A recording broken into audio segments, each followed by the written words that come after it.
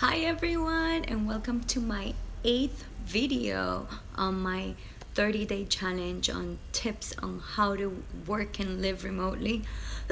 Today we're gonna talk about how to make friends while you're traveling. And the first thing that came up to my mind about this topic is that when you're traveling alone, it's really alone means you didn't start your trip with anyone, but it doesn't mean you're gonna be alone.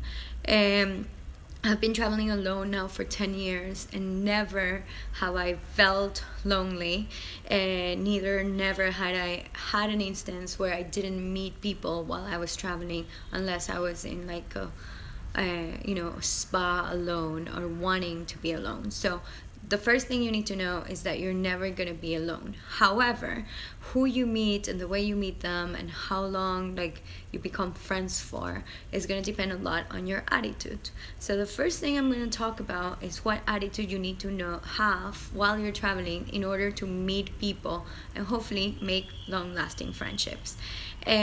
The first is that I've always made the joke that sometimes you meet people during your travels that you wouldn't necessarily meet at home, or that you wouldn't necessarily be friends with at home. So I have this joke whenever I meet people that I'm like, wow, you're my friend only because I travel. I know that sounds kind of mean, but what I mean really is that I wouldn't have met that kind of person, or that kind of person would have never entered my life if it wasn't for traveling. So the first thing is be very, very open-minded on meeting any kind of person. And this is people that have different opinions to you, or people that have different upbringings, or people that like different things. It varies, right? And then the second thing is get out of your comfort zone. So sometimes traveling is already getting out of your comfort zone, which means that get out of your comfort zone, talk to people you wouldn't normally talk to girls if you're a guy, talk to boys if you're a girl.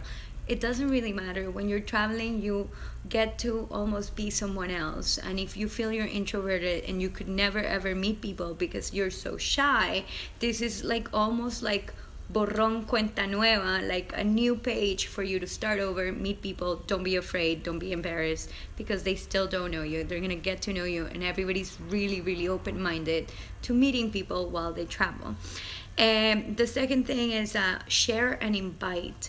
I love it because when you're traveling, usually, you're walking through the common kitchen in a hostel and you get invited to have dinner with people that you don't even know. And you're like, wow, that's pretty amazing. Yes, of course, I would love to share dinner with you.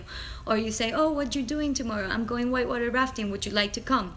Make sure you're that person, not only the one that joins whatever they're inviting you to, but you also have to invite, you also have to share in order to get right. So I tend to always talk to everyone and invite them and tell them, where are you off to, or what are you doing, or I just did this tour, or I'm doing this tour, come with. And again, it doesn't matter. You don't need I need to know them by 5 days in order to invite them. Go ahead and invite. And last is ask a lot of questions. And that's another beautiful thing about traveling. When you meet people, people are super perceptive and super open to share things with you that maybe back home in our normal lives we wouldn't share. So make sure you ask, how's blah blah blah in your country, or what do you do for a living, or how long you've been traveling, or do you have tips for Barranquilla, which is where I'm going next, etc. Make sure you ask questions, because people will be honest with you and will tell you the answers if they know them, of course. So don't be afraid. And last, I'm going to give a couple of tools or resources to meet people. Number one is, of course, the place where you're going to stay is going to define whether you're going to meet people or not. So try to stay in places like hostels, Airbnbs, but Airbnbs in a private room with other people in the apartment, because usually you meet locals, which is great. Or Couchsurfing, because Couchsurfing is usually locals that are going to take you out, that are going to introduce you to other people, and you can make more friends. Number two is try to join or do different workshops. So again, going back to the co-working spaces have memberships called community or social memberships, and you can join those. You pay, and then you get to attend all their networking events, workshops, talks, etc. That's a great place and way to meet people. Number 3 is do a lot of tours and activities. Always, whenever you're traveling, have some part of your budget be assigned to doing tours and activities, because it's huge. It's a great way to meet people. It's a great way to experience a country. And really, like for example, in Medellin, I just did the transformation tour of Pablo Escobar, and I met these amazing people who went out with me that night, and we partied and we had so much fun. So it's great way again to meet people, to have an experience with someone, not be alone. 4, online communities now are huge, and I'm not talking about like Tinder and stuff. I mean, that could work if you're very clear that you're looking for friends, but I'm gonna do another talk about relationships and love.